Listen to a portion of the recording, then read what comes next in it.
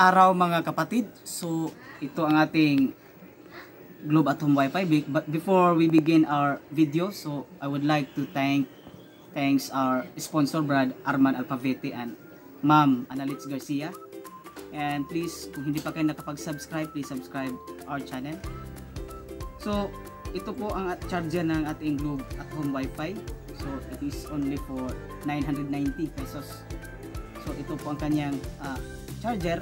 Ang problema po kasi sa atin, especially in Mindanao area, is palagi nagba-burn out. So we need to have an non-stop internet connection. So regarding with that, pwede tayong magamit ng ito, no?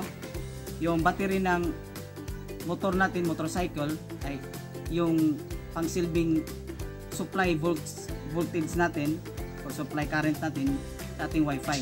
So ang kakailanganin natin is yung 6 volts na battery.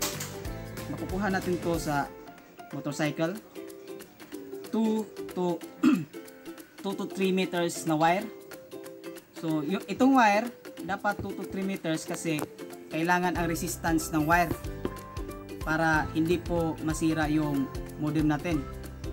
At electrical tape para ma-secure natin ang ating connection para hindi mag-short circuit. At ito ang ating connector, no?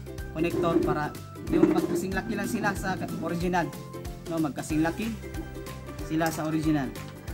So kaya we begin. So yung red symbolizes hot, means positive. So black means negative. So we will put this one and this one. Put natin. And after that, para safety, even though this is only a DC or direct current lang siya, but it can create